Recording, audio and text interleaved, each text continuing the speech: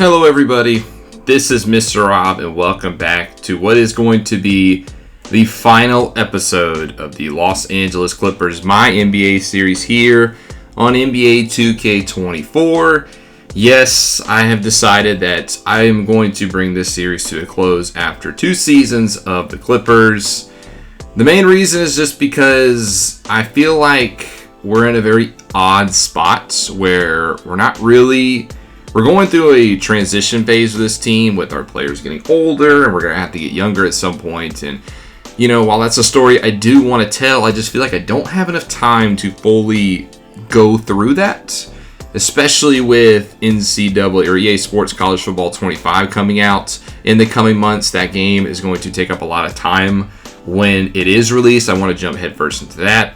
The athletics is going strong. We're going to have another Madden release. I just don't know if I can fully get through another season in time before NBA 2K25. And with that, I just kind of want to call it here, as the views have dropped definitely in the series. Ever since I released it, it's always kind of been that third series. Hasn't got the support as the Commanders and Athletics. So I just think it's best to just kind of call this series right here. I know that's sad news, but, I will talk about at the end my plans for NBA 2K25, the very, very early plans, as we still have about, 4 months until that game comes out. So stick tuned till the end. If you enjoyed this series and you're ready for more in the future, make sure you drop a like and you subscribe down below, especially if you want more franchise and basketball content. Subscribe so you don't miss out on what is next. But today we're going to talk about this second season, the final season now of this series. As we saw last episode, the Cleveland Cavaliers were crowned your NBA champions. They beat the Suns in 5 games. We once again made it to the play-in tournament, this time as the 10 seed, and got knocked out in the first play-in game against the Golden State Warriors, 109 to 101, as Steph Curry and DeMar DeRozan led the way against us.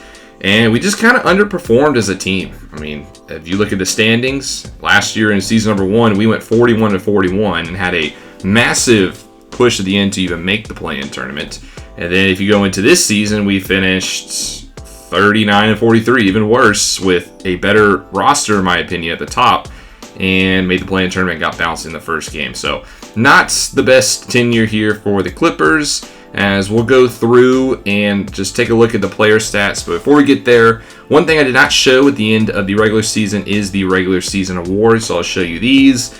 The MVP for year number 2 was Shai Gilgeous-Alexander. He gets it done, the top seed in the Western Conference. 31.9 points per game this year, 5.5 rebounds, 7.5 assists, 1.6 steals, shot 58% from the floor. A sensational season for the young guard, who's really turned into a superstar now with this team, despite the fact that he did not make it to the championship. He gets his first MVP award. Your Rookie of the Year went to the number 1 overall pick from the NBA G League Ignite, Ron Holland of the Chicago Bulls. He had 18.7 points per game, 7.4 rebounds. The Bulls traded up in the draft, you remember, with the Rockets to get that pick, as they shipped, a couple of players to Houston, and they ended up rebuilding with the trade of DeMar DeRozan at the deadline. But a good solid building block here for the Chicago Bulls. Obviously, he got named to the all-rookie first team as well. Your 6th man of the year was Isaiah Collier, another rookie of the Orlando Magic, the former USC Trojan guard, who in his first season off the bench had 12.4 points per game, 6 assists, almost shot 50% from the field. He was a very good addition for them, the number 8th overall pick. He got the 6th man. He got voted to the second team all-rookie. And the Defensive Player of the Year was a second-year man from France, Victor Wembanyama, who really started to evolve and show out this season. 23 points per game, 12.4 rebounds, 2.1 blocks, 1.3 steals. You saw us face the Spurs towards the end of the season. He was virtually unstoppable as he got named to his first All-Star appearance. He got the second-team All-NBA as well. His first-team defense, just really starting to rack up the accolades, and he's only 21 years old. Your most improved player was Josh Giddey of the Thunder. Yes, Shai got MVP, but Giddey was a big part as the reason why the Thunder were the best team in the Western Conference. 23 points, almost 10 rebounds. He racked it up, got named to his first All-Star appearance. Second team All-NBA as well. Josh Giddey and Shai Alexander would be a two-headed monster for the Thunder for years to come. Clutch Player of the Year was Luka Doncic, as he averaged a double-double, 31 points, 10 rebounds, 54% from the field. Also got his 6th All-Star appearance, 6th first-team All-NBA, second time getting first-team All-Defense. Good season for Luka and the Mavs. And then your Coach of the Year was Mark Diagniault, of the Thunder. Obviously, got him to the number 1 seed, so makes sense going 60-22. Executive of the Year was the Heat's exec. They were 1 series away from going to their 3rd straight NBA Finals, and they really fleeced a lot of trades this year, specifically the Rockets. I'm looking at you, Houston. You traded away Amen Thompson and a couple of players to them. Why, I don't know. But that was your awards. We'll take a look where we'll spend majority of our time is with our player stats to see how we did. We'll say at the regular season, as here's a look at how our players did. Our best player in points per game was Paul George, 23.2 points per game for him. And for good reason. He was a monster, especially down the stretch. You take a look post All-Star break. Well, since the All-Star break, honestly, I feel like he played better than he did before. But 23.2 points per game. Had a full season. If you remember, in year number 1, he got hurt and missed a lot of time. He only played in 29 games last year. And this year he played in 70. And he did really good. 5.6 rebounds. Shot almost 50%. He was, in my opinion, the number 1 scorer for us, and we did sign him to an extension during the season at a cheaper deal. So he wanted to stay here in LA, and we made sure that happened. So Paul George would have been with the team maybe for the foreseeable future.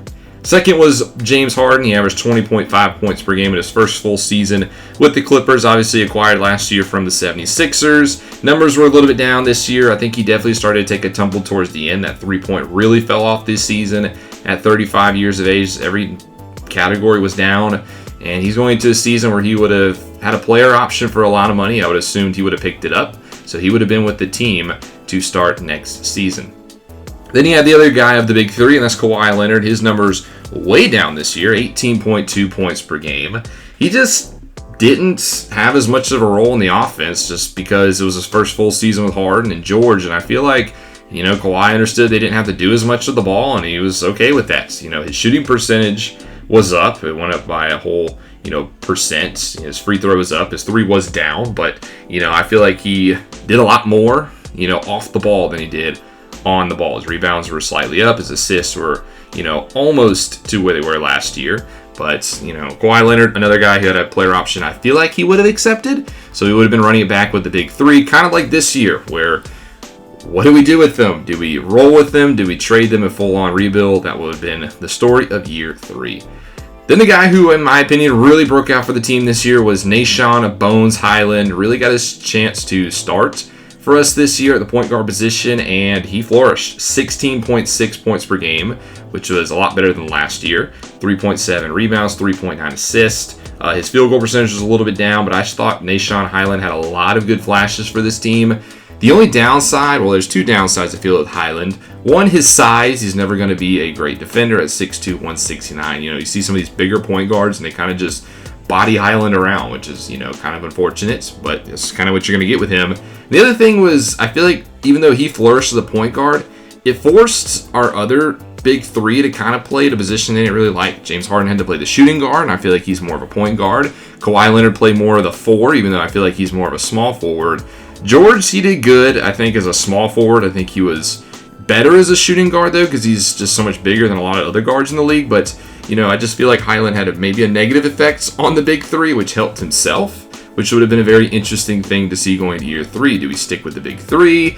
Do we maybe move Highland to get another piece for George, Harden, and Leonard? Do we, trade our big 3 and just kind of build around Highland at the points? We'll never know. Then the next guy, the only other guy that averaged double-digit points was Brandon Boston Jr., BJ Boston, who in my opinion was just such an interesting guy in both seasons. He improved this year. He didn't play a ton of minutes. He averaged a lot more minutes per game this year, got more in the rotation. He played in a total of 76 games, started 23 of them. And, both seasons, he was so much better post-All-Star break, in my opinion. You saw when Kawhi Leonard got hurt for a little bit and Brandon Boston Jr. had to start, and he led the team in scoring for most of the games. So a good bench piece to add to the rotation. I think he's better as a small forward, in my opinion. He's a little bit undersized at that position, but I don't know if he's necessarily a good spot-up shooting guard. But his numbers were up in the percentages, so maybe I am wrong on that. But BJ Boston Jr. had a pretty good season off the bench. Then we get into our big, which is Ivica Zubac, who missed a lot of time this year with an injury. His numbers, again, were trending in the wrong direction. But, again, kind of like Leonard, he didn't have to do as much in the offense. He's just kind of a facilitator for the big three. His field goal percentage was up in his categories. The only knock I have on Zubac, which was apparent through the entire series, is he is just so slow. You look at his attributes, his speed rating is 25. The precision average is 62. He is running in quicksand out there. Too many fast break points given up because of it. He just doesn't get back. Very frustrating, but I think he is under contract. He was one of like 4 guys under contract next year, so he would have stayed with the team. But yeah, he was just so slow. Chris Dunn was a guy who was added late. I actually did not sign Chris Dunn in the offseason. I guess our assistant GM signed him. And he played the backup point guard because of it in 80 games, started 15 of them. Wasn't the most offensive productive guy. His points per game definitely went up, even though his per 36 minutes was down. Just more of a facilitator, 3 assists. He did shoot better when needed from the field. Wasn't a good 3-point shooter, but just a 1-year contract kind of guy. I guess he played the backup point guard position, but I think we would have moved on from him after the season. Riley Kugel was our only draftee last year. He was a second-round pick out of Florida, a guy that actually was surprised that fell to us in the second round that I like a lot. He only played in 11 games. He spent most of his time in the G League, but, for averaging 10 minutes per game, he put a 7.3 points per game in that stretch, 58% from the field. 3-point percentage was way down, but I would have liked to see what Riley Kugel would have done next year. I feel like, he's another guy who's a shooting guard, small forward, wing type of player, which I feel like we're kind of loaded at, which is why he spent a lot of time in the G League. But, if you look at his per 36, 24 points per game, I think, Kugel earned a shot next year as a rotation guy, and I would have liked to have seen what he'd done. Then we have Marcus Morris Jr., our front court backups, who are all basically retiring at the end of this year. We traded him to Philly last year in the Harden trade, re-signed him in the offseason. His numbers this year are almost virtually identical to next season, and he's retiring at the end of the year. So Marcus Morris Jr., or Senior, was just kind of a backup big who spot started when needed. Kevin Love was our free agent signing last year as he came over from the Miami Heat, reaching the finals the past 2 seasons with the Heat. Had a little bit of history with Tyronn Lue from their time in Cleveland, and he's from the UCLA area, so it kind of made sense to bring him in. Kind of an underwhelming signing. His numbers were all down, 6.2 points per game. He started it, and then he kind of got relegated to the bench, and he's retiring into the year, so I think Kevin Love's time was up, as he probably wouldn't have been brought back anyway. Furkan Korkmaz was the other guy who came over last year in the James Harden trade. I liked Korkmaz as a kind of space-to-floor threat. He has a 3-pointer. His 3-point percentage is way up this year than it was last year, but kind of the same thing as Morris, virtually identical numbers last year. Probably wouldn't have brought him back in the offseason. I think the spot would have been better going to Kugel, but Korkmaz, he's played in 32 games, kind of just bench minutes if somebody was hurt. Robert Covington, Big Cov, a guy that I liked a lot, whose numbers went way down this season, even though I feel like he played a good role defensively. 6'7", 209. I think he's undersized for a center, but I thought he played pretty good for a power forward when backing up Kawhi Leonard. So even though his offensive numbers weren't that great, I think he was more of a defensive threat for us. I like Covington. I probably would have brought him back if he wanted a minimum contract next year, if he didn't retire. And then we have Blake Griffin, who came back over this season, the former number 1 overall pick in 2009, who started his career with the Clippers, and he ends his career with the Clippers. He's another guy who's calling it a career after this season. His numbers won't wow you, but I did like what Griffin had to offer on the court, as I feel like he was a better center, honestly, starting than Zubac. So he started 12 games, played in 63, a good, I would say, fitting end to Blake Griffin's career. Amir Coffey's the last guy. I wasn't the biggest fan of him. He's just kind of a depth guy as well, only averaging 3.4 points per game. Numbers were down. He was the power forward guy if we needed somebody, but other than that, probably wouldn't have been brought back next season. So that's the team. We were very heavy at the top, obviously with George, Harden, and Leonard. They ate up so much money this year. You look at their contracts, before his pay cut, George is making 48 this year. Harden's making 42. Leonard was making 44. So, we just tied up so much money in our big three. We just didn't have the money to spend on the bench, and I feel like it definitely showed this season, especially when these three aren't the healthiest guys. They're going to miss games. You can see George only played in 70. Harden played in 74. Kawhi Leonard played in 56, and they played some of these games off the bench as well. We just need a stronger bench, and I think that's kind of what we were lacking this season. We'll go into the league leaders as to see who led in every category. We'll start off with points per game, which was the MVP, Shai Gilgeous-Alexander. The only other guy to average over 30 was Luka Doncic. He also threatened for the MVP race, but ultimately lost out. A sensational season for him. And then you have Damian Lillard in his first full season with Miami up there. LeBron James, who is calling it a career, by the way. LeBron James, after this season, has said that he is retiring. As you can see, he doesn't think he can go through another season. So at the age of 40, the King is calling it a career. You can just take one last look at all of his accolades, and it is a lot. They all don't even fit on the page. So you can say goodbye to the 4-time MVP, 4-time NBA champion. Thank you, LeBron, for all that you did. 21-time All-Star as well. Rounding out the top 5 was Donovan Mitchell, followed by Devin Booker, Darius Garland, Ja Morant, Giannis Antetokounmpo, and Joel Embiid. You go into rebounds per game, and your top rebounder was Victor Wembanyama. So the Wemby gets it in his second NBA season. That's a good accolade for him. Jared Allen, the now NBA champion Cavs, was second, followed by Nikola Jokic, who almost averaged another triple-double. Kevon Looney up there of the Warriors. And then rounding out the top 5 is Joel Embiid. Assists per game, the only other guy to average double digits was Tyrese Halliburton of the Pacers. He had 11.1 assists per game. Another bright young superstar in the NBA. Your steal leaders, the only guy to average over 2 was Jimmy Buckets. Jimmy Butler gets it done, as he can also put together a nice little career as well. And I think he's a free agent after this end of this season. And okay, he does have a player option, so I would assume he'd pick it up at age 36. Blocks leader was Mitchell Robinson with 2.6, followed by Miles Turner of the Pelicans, Nicholas Claxton of the Pistons, Jaren Jackson Jr. of the Grizzlies, Wembanyama.